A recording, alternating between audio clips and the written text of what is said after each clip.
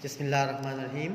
Assalamu alaikum dear students. I am Sirajuddin, your biology teacher from Peshawar Model School Boys 3. Today the video lecture regarding a textbook of biology of grade 10. I would like to continue the work from where we have stopped. So the next topic which I would like to explain, that is Mendel's work on inheritance. Gregor Mendel एक Austrian monk था.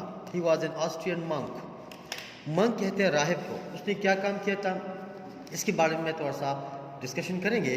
तो इसमें आप देखिए ज़रा,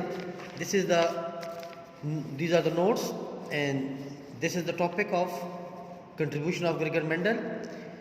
इसकी आप देखिए, आपको मैं समरी थोड़ी सी एक्सप्लेन करने की कोशिश करूँगा. This is Mendel work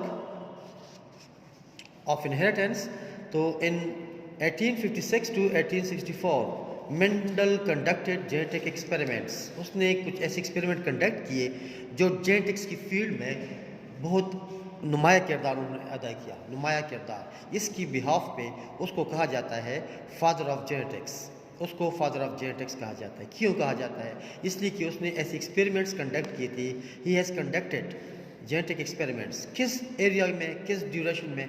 during 1856 to 1864, right. उसने 3 लॉज ऑफ इनहेरिटेंस फार्मूलेट किए. 3 लॉज में एक लॉ है the number A, law of segregation. दूसरा है जी लॉ ऑफ डोमिनेंस.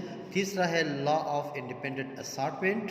ये 3 लॉज उसने डिवाइस की या फार्मूलेट की. इन लॉज की बेस पे उसको कहते हैं फादर ऑफ जेनेटिक्स. इसको फादर ऑफ जेनेटिक्स कहते हैं. इसका जो वर्क था, the work of Mendel, it prove to be the corner stone in the field of genetics. यही संगी बुनियाद, माइलस्टोन जिसको कहते हैं, माइलस्टोन.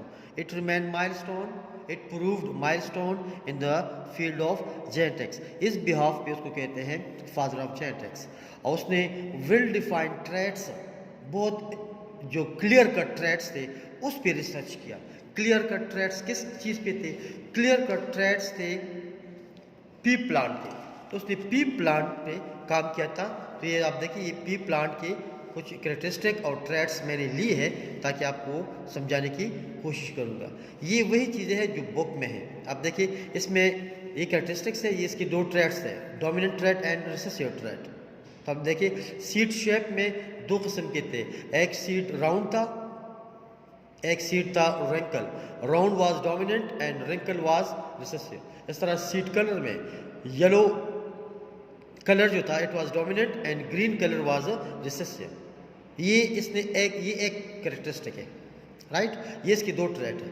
ये इसका एक कैरेक्टरिस्टिक है, ये इसकी 2 ट्रेट्स है. इस तरह पॉट शेप, तो कुछ पॉट शेप ऐसे थे जो कंप्लीटली फिल्ड थे, इन्फ्लेटेड या फिल्ड. और कुछ ऐसे हैं जो कंस्ट्रक्टेड टाइप के थे, कंस्ट्रक्टेड, थोड़े से चपके हुए थे. इस तरह this is inflated, it was dominant, this was recessive. इस तरह पॉट कलर में ग्रीन पॉट कलर जो था, it was dominant and yellow pot colour was recessive.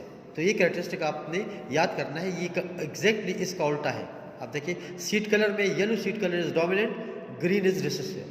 Pot colour में, पली की कलर में green is dominant, yellow is recessive. इस तरह फ्लावर कलर भी 2 किस्म के उसने स्टडी किए. तो एक पर्पल था, एक वायलेट था. तो जो पर्पल कलर था, it was dominant and white colour it was recessive. तो these are the well defined traits. इस तरह कुछ ट्रेट ये इसने स्टडी की है जो हमारी रिसर्च में बहुत अहम ये अदा करते हैं. एक है जी डोमिनेंट ट्रेट, रिसेसिव ट्रेट. तो इसमें आप देखें, दीज फ्लावर्स, अगर आप देखें ये फ्लावर यहाँ पर टॉप पे नहीं है, दरमियान में है. इसको कहते हैं जी फ्लावर पोजीशन. तो ये है एक्सियल टाइप का और ये है टर्मिनल टाइप्स. तो टर्मिनल टाइप्स ये रिसेसिव ट्रेट्स है, और जो एक्सियल है this is a dominant traits. इस तरह हाइट ऑफ द प्लांट, आप देखिए, ये टॉल प्लांट, ये शॉर्ट प्लांट है, तो जो short plant it is recessive and tall plant is a dominant. So उसने वेल डिफाइंड 7 ट्रेट्स स्टडी किए मेंडल ने पी प्लांट पे, पी प्लांट, इस तरह उसका सारा काम पी प्लांट पे था। अब आते कि उसने पी प्लांट को सेलेक्ट क्यों किया, why did he selected P plant for his research. तो ये आपको इस एरिया में मिलेगा, पेज नंबर 102 103 पे आप देखिए जो टेबल अभी मैंने एक्सप्लेन किया है, इस टेबल की एक्सप्लेनेशन मैंने यहाँ से ये जो आपके पेज नंबर 103 पे टेबल है इससे लिया है। आप देखिए ये वही चीज़ें हैं, सीड, फ्लावर, पॉट्स, स्टेम, ये इसके दो, ये किसके कैरेक्टरिस्टिक्स हैं, ये इसके दो ट्रेड्स हैं। ऊपर वाला ट्रेड ये डोमिनेंट है, नीचे वाला ट्रेड रिसेसिव है। आपको नोट्स में हमने इसी फॉर्मेट में दिया हुआ है। इस एरिया में एक क्वेश्चन अराइज होता है मेंडल लॉ ऑफ इनहेरिटेंस में। यहाँ पर एक क्वेश्चन है कि उसने पी प्लांट को क्यों सिलेक्ट किया, why did Mendel chose P plant for his research. तो इसके बारे में आपको थोड़ा सा मैं बताना चलूँ। आप जब ये क्वेश्चन लिखेंगे तो ये आप कोशिश करें कि इसके लिए आप एक बुक का डायग्राम बना लेंगे, राइट। अब देखिए this was the choice of the pea plant. P plant के लिए कौन कौन सी खूबियात है पी प्लांट के जो उसने अपने रिसर्च के लिए सेलेक्ट किया था, ठीक है। तो उसने 7 ट्रेड्स दिए थे, वो आपको मैंने बता दिया। लेकिन पी प्लांट में कौन सी खासियत थी जो उसने ले लिया, तो वो आपको मैं ज़रा शेयर करता जाऊँ। Number 1, pea plant is easy to grow. इसकी ग्रोथ बहुत ईजी है, ये ईजी ग्रो किया जा सकता है बनस्बत तमाम बाकी प्लांट्स की नस्बत और क्रॉप्स की नस्बत। Number 2, they are resistant to pests, मतलब जितनी भी इंसेक्ट्स है, पेस्ट्स है या पैथोजेंस है, उनके खिलाफ इनमें काफ़ी क़ुव्वत मुदाफ़ियत है, ये स्ट्रॉन्ग है। They are strong plants, they are strong plants. ये दो हो गए। तीसरा पॉइंट इसमें ये था कि इसकी वेराइटीज़ बहुत है। Pea plant has a large number of varieties. Mendel studied 7 traits of the pea plant, उसकी वेराइटीज़ बहुत थे, तो उस वेराइटीज़ में से उसने 7 ट्रेड्स स्टडी की। किस तरह वेराइटीज़ बहुत थे, एक टॉल पी प्लांट था, एक शॉर्ट था, एक येलो सीड कलर का था, दूसरा ग्रीन का था, एक ग्रीन पॉट का था, एक येलो पॉट का था। इस तरह एक्सियल फ्लावर, टर्मिनल फ्लावर, तो मुख्तलिफ़ किस्म के ट्रेड्स और मुख्तलिफ़ किस्म के वेराइटीज़ उस वक्त मौजूद थे, जिसकी वजह से उसने पी प्लांट को सेलेक्ट किया। इस तरह नंबर नेक्स्ट जो है pea plant is a short duration plant. ये बहुत शॉर्ट ड्यूरेशन का है। शॉर्ट ड्यूरेशन कैसे है, शॉर्ट ड्यूरेशन ये कि एटलीस्ट 90 मिनट्स में अपनी फ्लावरिंग लाइफ साइकिल सब कुछ कंप्लीट करता है। इस तरह अपनी लाइफ साइकिल जब 90 डेज में कंप्लीट करता है तो इसका मतलब ये हुआ कि 3 मंथ्स का प्लांट है और 3 मंथ्स के बाद उसकी रिसर्च कंप्लीट हो सकता है। इस तरह एक साल में कम से कम 4 एक्सपेरिमेंट इस पे हो सकते हैं, इसलिए इसको हम कह सकते हैं कि it is a short duration plant. और जो लास्ट पॉइंट है वो ये कि पी प्लांट जो है इट इज़ 100% कम्प्लीटली, यानी 100% का मतलब कम्प्लीटली सेल्फ पोलिनेटेड हो। ये 100% पोलिनेटेड फ्लावर है। क्यों 100% है, इसलिए 100% है कि इसकी जो फ्लावर है वो मुकम्मल क्लोज होते हैं, फ्लावर मुकम्मल क्लोज होते हैं, पेटल्स मुकम्मल इन्होंने अंदर के पार्ट्स को क्लोज किया होता है। इसलिए जब भी इसको स्टडी करना चाहे तो ये कम्प्लीटली 100% सेल्फ पोलिनेटेड फ्लावर है। लेकिन अगर एक साइंटिस्ट चाहे, जिस तरह कि मेंडल ने कहा था और क्या भी है, उसने क्रॉस पोलिनेशन भी खुद किया तो क्रॉस पोलिनेशन भी पॉसिबल है और सेल्फ पोलिनेशन इसमें 100% होता है। ये वो टेबल है जिसमें आपको मैंने बता दिए 7 ट्रेड्स। अब देखिए ये डोमिनेंट ट्रेड्स है, ये रिसेसिव ट्रेड्स है, ये सीड का बारे में है, it is about the flower, this is about the pot, this is about the stems. तो ये आपको मैंने समझा दिया है। और आगे चलते हैं कि उसने कौन कौन से लॉ डिवाइस की है। तो पहले जो लॉ उसने डिवाइस किया था this was law of segregation. अब देखिए आपको नजर आ रहा है law of segregation.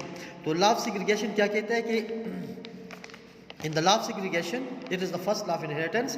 In individual, the genes or alleles exist in pairs. देखो जीन्स या एलील्स पेयर के फॉर्म में है, इंडिविजुअल्स में या गेमीट्स में। And during gamete formation, the paired genes या paired alleles are separated and each gamete receive one or the other allele but not the both.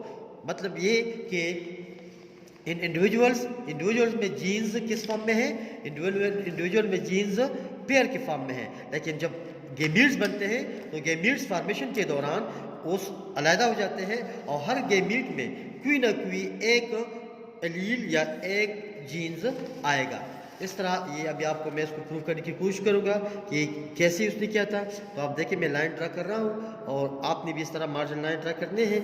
तो इसने सबसे पहले मैं आपको बताता चलूँ कि उसने कैसे एक्सपेरिमेंट किया था। तो लेट मी एक्सप्लेन यू कि उसने दो किस्म के प्लांट लिए थे।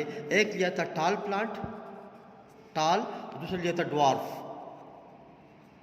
ठीक है, इसको हम रिप्रेजेंट करते हैं कैपिटल टी, कैपिटल टी से, इसको स्मॉल टी, स्मॉल टी से।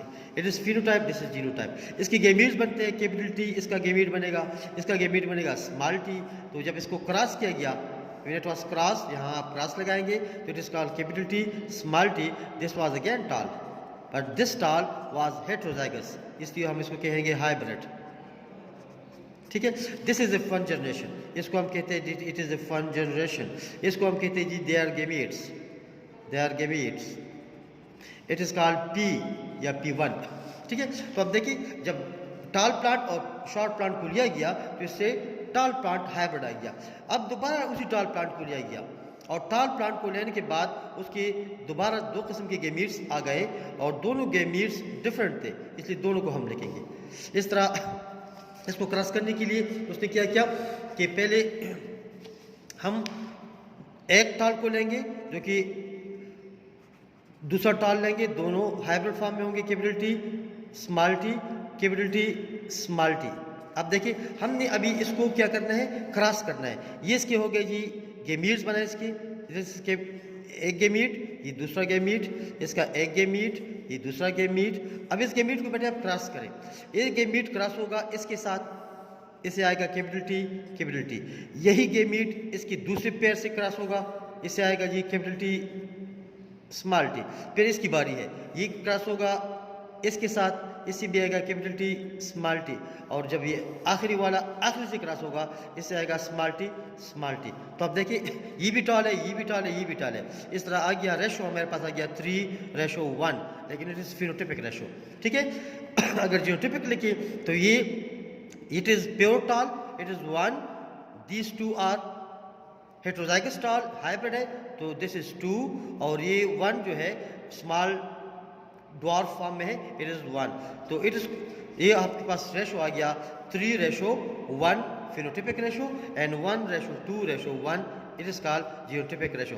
इस टेबल को कहते हैं जी चेकर बोर्ड, चेकर्ड बोर्ड। और ये जो चीज़ मैंने बनाया, this is F2 and these are gametes. ये क्या है, दे आर गेमीट्स। तो बेटे ये आपके लिए आपका टास्क है। ये लॉ ऑफ सेग्रीगेशन में उसने टाल पी प्लांट और ड्वार्फ पी प्लांट को क्रॉस किया, और क्रॉस करने के बाद दोबारा हाइब्रिड टाल आ गया। फिर उस हाइब्रिड टाल को दोबारा उसने क्या किया, सेल्फ फर्टिलाइज किया, और एट द एंड 3 टाल नजर आए, 3 टाल जो कि मैंने प्रूव किया यहाँ पर, और एक ड्वार्फ आ गया। ठीक है, this is phenotypic ratio 3:1। Genotypic इसका आएगा 1:2:1, क्योंकि इसमें 1 प्योर टाल है, 2 हेटेरोजाइगस टाल and 1 pure dwarf. Thank you ji. I hope you will find this video very interesting and very important. Wish you best of luck. Allah Hafiz. Wassalam.